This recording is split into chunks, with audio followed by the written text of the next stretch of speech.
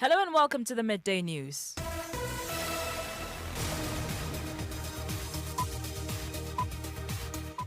The news is live from our studios at Kukumimle Joy 99.7 FM in Accra. In Kumasi, we are live on Love 99.5 FM in Kumasi and over 30 affiliates across Ghana's 16 regions, including Bewa Radio Riendi, Gaskia FM Techiman, Jata FM Karaga, and KTU Radio Kufredia. Our global audience can download the My Joy Online app from the Play Store and App Store to listen live.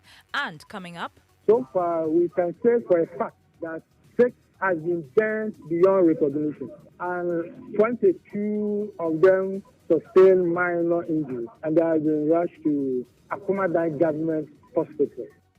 6 more people dead in a ghastly road accident, burnt beyond recognition less than 24 hours after a road crash claimed the lives of 17 people in the Ashanti region. We'll get the latest from our reporter on the ground. Meanwhile, police urge drivers to take naps as preliminary investigations indicate sleep driving on the part of the articulated truck driver who crashed into the Sprinter commercial bus at Offenso yesterday. Drivers drive long distance.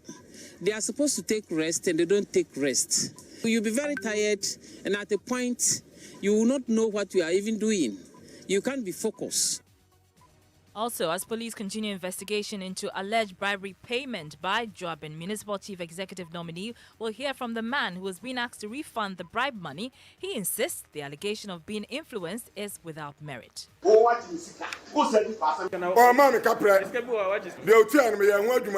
didn't give me money today. The other time he gave me money, I kept my end of the bargain. General Legal Counsel says it's considering proposals to allow some institutions run the professional law course following difficulties in admitting students into the Ghana School of Law. As a matter of fact, it's a discussion between the General Legal Counsel and the faculty. Initially, maybe all the faculties will not be in a position to handle that aspect of the professional course. But we are hoping that maybe some will start, maybe 5 of them will start, and then others will add later on. In sports, we'll hear from the chairperson of the Ghana Women's Premier League Committee, Hilary Boatin, who is confident that Hazakes ladies can win the Maiden CAF Women's Champions League. Also in the bulletin, 1 contest, 3 Presbyterian schools. Will Biposo Hine, Light of the Hill, Ibri Girls continue to shine, or will they be dimmed as they clash with Krobo Girls and Presec Suhum? And later in showbiz, freedom is expensive in Ghana. We'll hear from rapper Kokese as he weighs in on the Shatawale shooting hoax. I wouldn't wish anybody to go to jail in Ghana, not even anywhere, because freedom is the most expensive thing, and I know these guys have realized how expensive freedom is.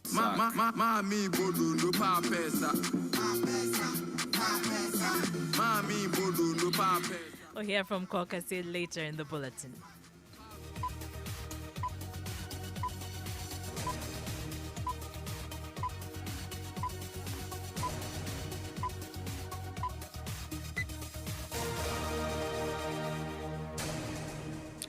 This is your home of independent, fearless, and credible journalism. I'm Arba Kumson. Thanks for choosing us. Now, 6 more people have been confirmed dead in a ghastly road accident, burnt beyond recognition in Akumadan in the Offenso North District of the Ashanti region. The accident reportedly occurred in the early hours of Tuesday, November 2.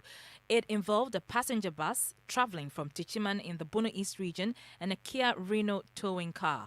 The bus is said to have gone up in flames following the crash. Now, this accident is coming less than 24 hours after a road crash claimed the lives of 17 people in Offenso. We'll get the latest from our reporter on the ground, but first listen to Akumadan District Police Commander DSP JC Ajiman, who confirmed the incident and said 22 others are also sustained minor injuries. So it is true that there has been an accident involving a passenger bus and a Kia Reno towing car. Yeah, so far we can say for a fact that 6 has been burned beyond recognition, and 22 of them sustained minor injuries, and they have been rushed to Akumadan Government Hospital. Akumadan District Police Commander DSP JC Ajiman there. Let's go on the line and speak to Erastus Asari Donko, who is on the ground. Erastus, what more have you gathered from this latest accident? So I'm standing at the accident scene right now. I'm standing close to the bus, which is still smoking inside.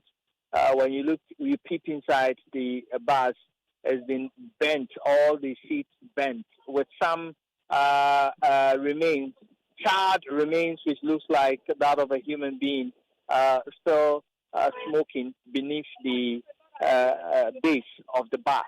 Now, directly opposite, with its head turned towards the bush, is this Kia towing truck, which is with registration number GB 6983-12, which also bears the crash. In fact, the two crashed, collided head on. So you could see that the two had their heads mangled in that direction.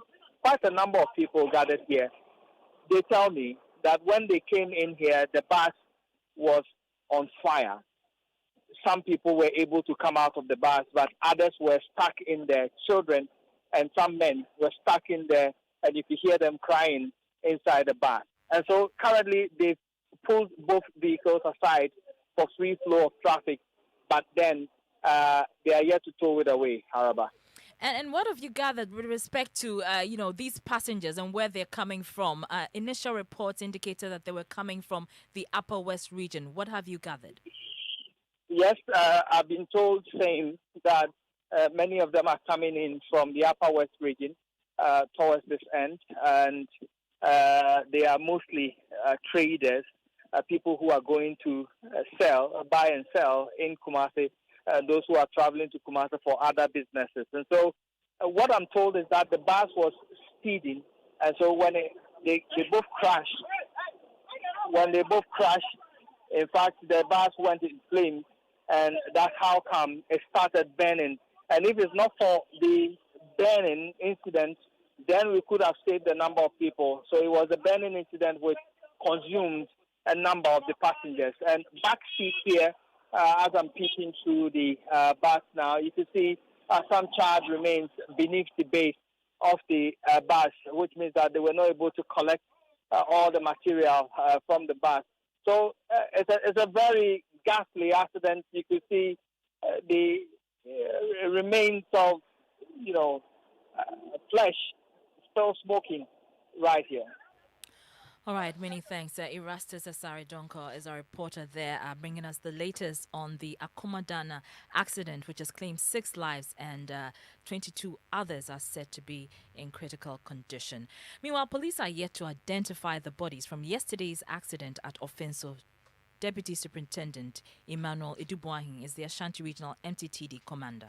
We are yet to receive the family of the deceased to come and then identify. You consider or look at the destination, Daboya in the Savannah region. So we are believing that the family might be picking the news maybe as at yesterday in the evening or this today. And then for them to travel along from Daboya to this place, that is also another journey. Hopefully by midday, they should be arriving to identify the bodies. We are also, in fact, monitoring the condition of one of the suspect drivers, that is the articulator driver. When he becomes well, we'll be looking at some charges against him and then putting him before court. Definitely, we're going to prepare dangerous driving against him. Deputy Superintendent Emmanuel Edubuahin is the Ashanti Regional MTTD commander, while the police are also urging drivers to take naps as preliminary investigations have indicated sleep driving on the part of the articulated truck driver who crashed into the Sprinter commercial bus at Offenso yesterday. Erastus Asari Donko has more. If you see where this articulated truck sits, and you can see the marks on the road, it started veering off its lane. When it was coming in from the Techiman end, it veered off its lane, met the Sprinter bus, and crashed into it, killing 17 people, including 10 children, 6 women, and 1 man.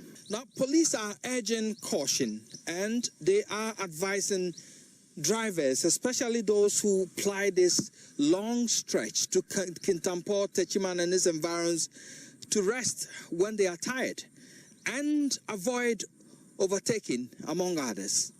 Drivers drive long distance.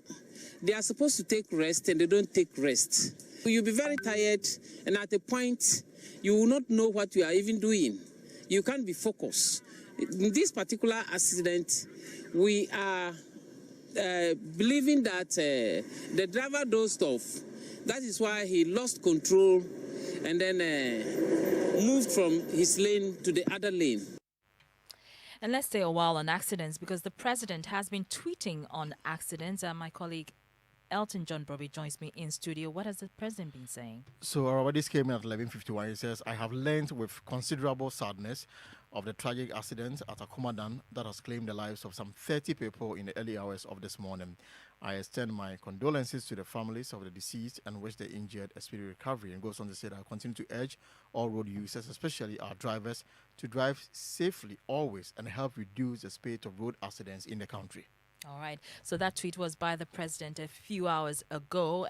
But as we heard from the police, 6 people have been confirmed dead and not the 30 as was reported earlier. We'll continue to stay on this. But let's stay in the Ashanti region, because this afternoon, the man at the center of an alleged bribery scandal to approve an MCE nominee is fighting off claims he accepted money. Patrick Yeboah was captured in a viral video engaged in a confrontation with the Joabin MCE nominee, Alex Safo Kantanka.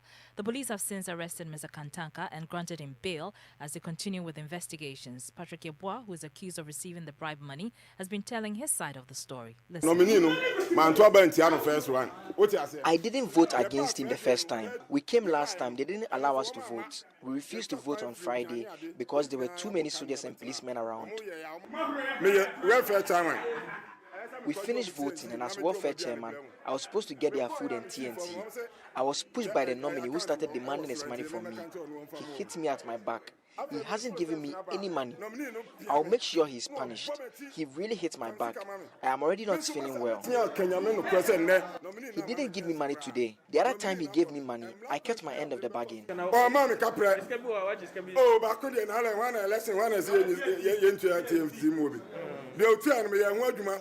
I'm telling you.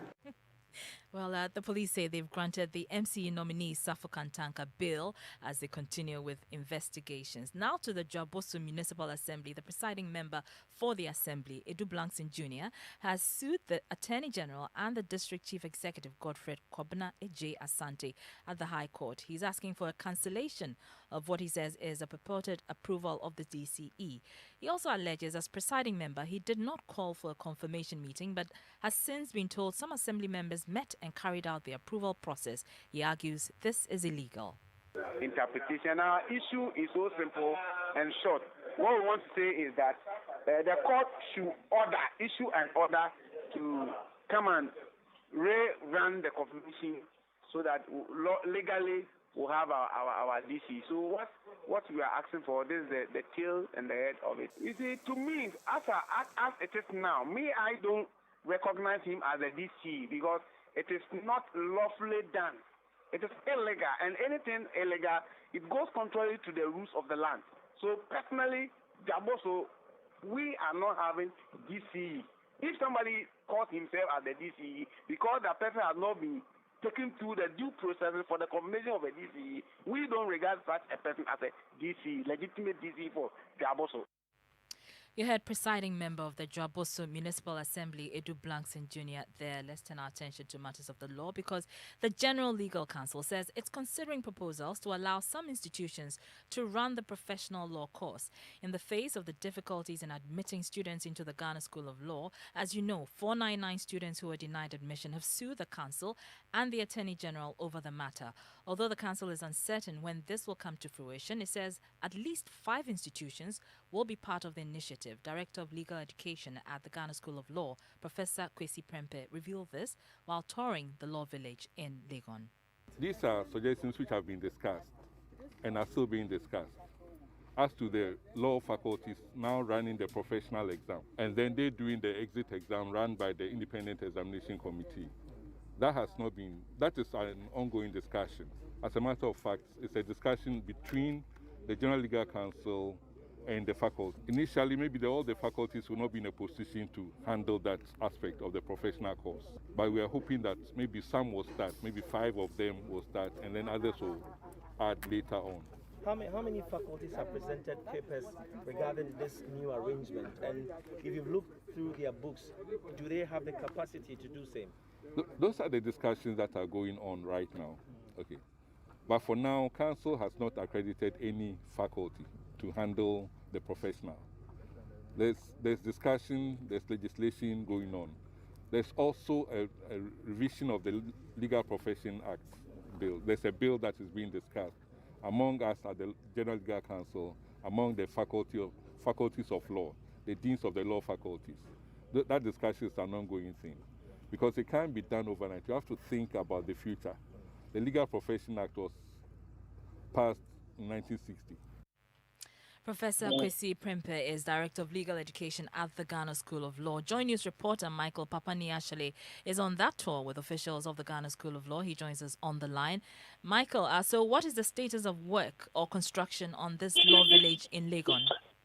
Yeah, so having spoken to the contractor this morning, he tells us that just about 10% of the work has already been done, and that includes the putting of poles down into the earth that can support the structure. They call it the substructure. So that's exactly what they've been able to do so far.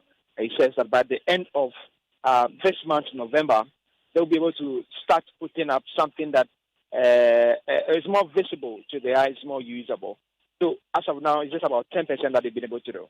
All right, many thanks, Joy News reporter Michael Papani-Ashale there. Now, she became a victim of a witchcraft accusation and subsequently an attack that nearly ended her life because her attacker said she used juju to make her business successful. Over 1 year after surviving a life-threatening attack, Mary Ibrahim, a 61-year-old woman, is still crying for justice. Her case was settled out of court, but she wants the Ghana police to reopen her case and bring perpetrators to book. Here are excerpts of the Hotline documentary, Finding the Witch Hunters by Jojo Kobina.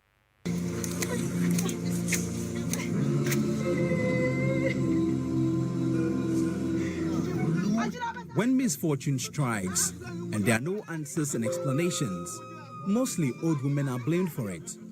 Sometimes the accusation starts with very flimsy reasons.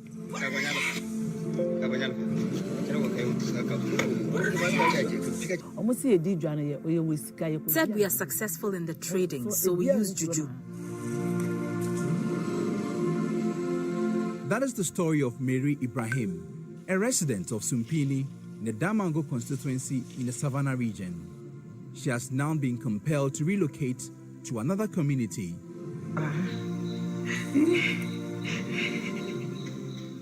August 30, 2020 was a day she nearly died. She recounts a group of young men ganged up and attacked her because her trade business was booming. Mary said the young men said they had received a revelation that she was hatching plans to kill one of them to ensure her business booms. The immediate action was the infliction of machete wounds on her body. As if they were possessed, they slashed, hacked a part of her face, elbow, and chopped off her fingers.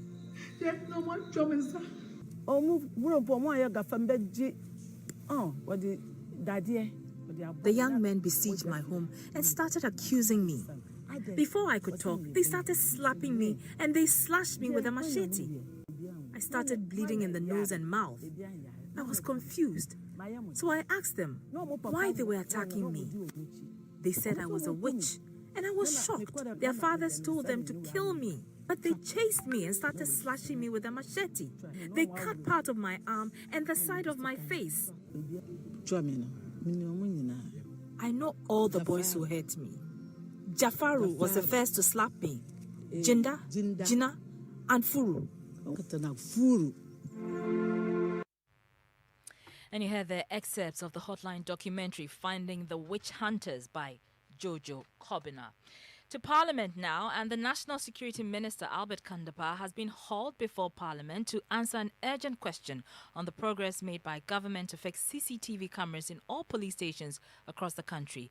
In 2018, the Vice President, Dr. Baumia, in the wake of attacks on police stations by suspected criminals and thugs, said government would install CCTV cameras as part of efforts to equip the police service deal with future threats on personnel.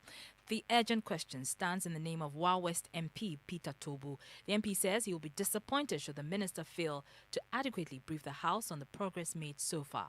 Thank you very much. I hope that the minister will be in to answer that very important question. It is important for all of us to know as a country that violent crime has become a challenge to national development. And the government, I think, was very forthright in deciding that CCTVs were an important component in fighting crime. Artificial intelligence is actually a very important component in fighting crime in modern day policing. So I just want to find out. Since 2018, they talked about installing CCTV cameras across all police stations in this country. I want to find out the state of the Alpha project. What has happened? How far have we gone? And I think that this is just to let the Ghanaian people know. If the government is committed to fighting crime, we will get to know. If they just, we can't do lip service in the area of fighting crime. No. So wait to see what the minister has for us. And this CCTV are supposed to be in all police stations across the country. That is the statement made by government. I remember somewhere in February 2018. When a police officer was shot and killed, I remember Emmanuel Shileby of the Atomic Junction police station was shot and killed. At that material moment, it was so pressing, the government made an emphatic statement through the chairman of the police council, the vice president, Dr. Mahmoud Bawumia, that every police station in this country was going to have a CCTV camera. And it was going to be a security for the police themselves. Peter Tobu is Wa West MP. We're joined on the line by parliamentary correspondent Kwesi Parker Wilson. Parker, when is the minister expected to appear? Well, so about the good news is that the minister is in the House, and just about 5 minutes ago he answered the question, and for him, the CCTV cameras, the installation, the project stalled for a while, but as they speak, they have resumed the project. They've identified about 432 regional, divisional, and district police stations where they will soon fix the CCTV cameras. The remainder, in fact, we are told that we have about 900 police stations across the country. So out of the 432, the rest will be installed probably by the end of the year. So this is the answer the National Security Minister, Albert Kandapa, gave the House. All right. Many thanks, Kwesi Parker Wilson, with those details from Parliament. You're listening to the Midday News here on Joy 99.7 FM. Our top story, 6 more people dead in ghastly road accident, burned beyond recognition less than 24 hours after road crash claimed the lives of 17 people in Offenso in the Ashanti region yesterday. Still ahead. So far, we can say for a fact that Showbiz. Freedom is expensive in Ghana. We'll hear from rapper Kwokese as he weighs in on the Shatawale shooting hoax. I wouldn't wish anybody to go to jail in Ghana, not even anywhere, because freedom is the most expensive thing. And I know these guys have realized how expensive freedom is.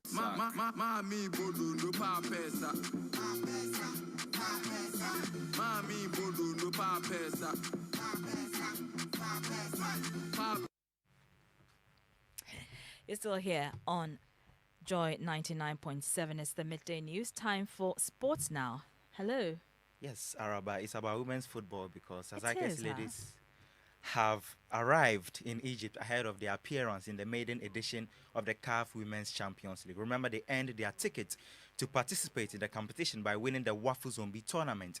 Before that, they had already conquered the domestic scene by winning the Women's Premier League. Now, Azakes ladies will play their opening game against Malabo Kings of Equatorial Guinea on Friday, November 5. Hilary Boatin is the chairperson of the Ghana Women's Premier League Committee, and she is confident they will go all the way to win the ultimate trophy. Personally, I think they'll win it. They are that good. And so we are all going to support them in Egypt. And once they return, we would have the Super Cup, which I'm looking forward to because the format means that the top 4 from each zone are going to be playing. And so that means we're actually going to see the best from our WPL again. And trust me, Hazakes will win the Champions League. Quick one in Europe, Spurs have appointed Antonio Conte as their new manager following the sacking of Nuno Espirito Santo. The 52-year-old Italian signed an 18-month contract. All right, many thanks for sports. Time for the National Science and Maths quiz. And one contest, 3 Presbyterian schools. That's the final Eastern Region preliminary contest of the National Science and Maths Quiz Championship underway at the Nat Hall. The ladies from Ibri Girls are hoping to live up to the meaning of their motto, Piposo Hain, translated as light set on the hill. But will their lights illuminate the Ibri Hills or be dimmed by their opponents? Maxwell Agbagba interacted with past and present students of Ibugis before the contest. Our school is built on a hilltop. Piposo Hain is our motto. We'll make our lives to be a light, to shine through all from age to age. Piposo Hain, Ibri Girls Senior High School just arrived here at the Nat Hall where they'll be competing against Kobo Girls and then Presby Senior High School. Let me speak to some of them. Hello, how you doing? I'm fine, thank you. What are your expectations ahead of this contest? I expect our contestants to give their all and to hopefully win this competition. Okay, hopefully you win. Okay. What does the NSMQ mean to you? I think it shows just how much we as students are committed to learning, and it also shows how much we are willing to put. The effort we're willing to put in for the development of our country, because all these are going to help our country in the near future. Okay. Yes. Great. So all of this is happening in school bus. Okay. Okay, I think this is my favorite, yeah? What should we expect in this contest? You should expect the best from us. Okay. And there's a saying, to whom much is given, much is expected. So because they have prepared, we hope their hard work pays off. Yeah. We shall never lose our faith.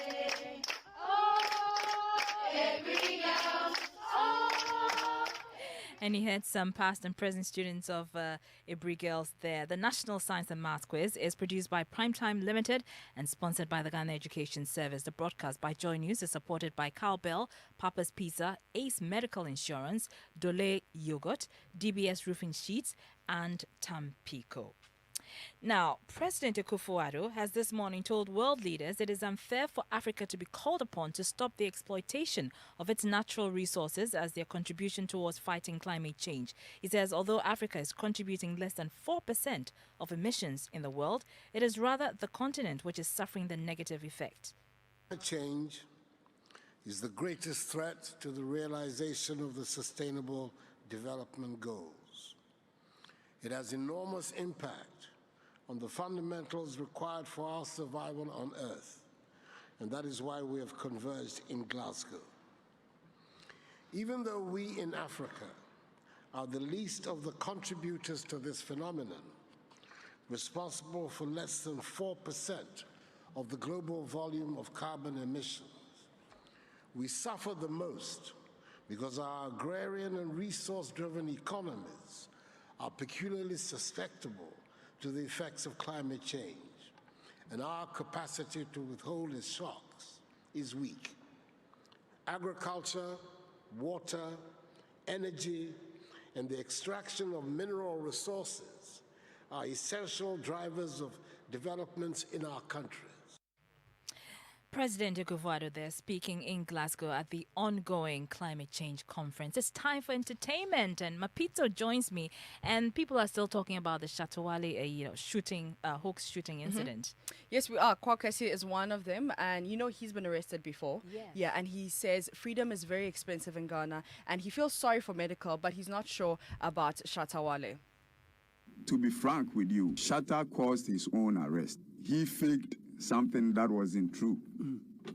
You see? So he caused it. Maybe he wanted to taste the law. But I wouldn't wish anybody to go to jail in Ghana, not even anywhere, because freedom is the most expensive thing. And I know these guys have realized how expensive freedom is. About medical, I felt really bad because this guy, he didn't know what he was doing.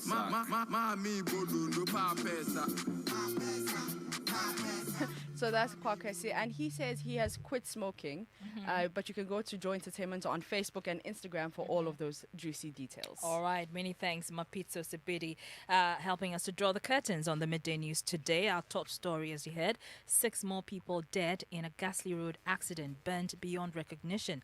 Less than 24 hours after a road crash claimed the lives of 17 people in Offenso in the Ashanti region. The latest is at Akomadan in the Ashanti region as well, where 6 people have been confirmed dead. There's more news on myjoyonline.com, but after the news, we have Reverend Dr. Otabil, who is going to give us living word on the topics such as I have. Thanks for your company.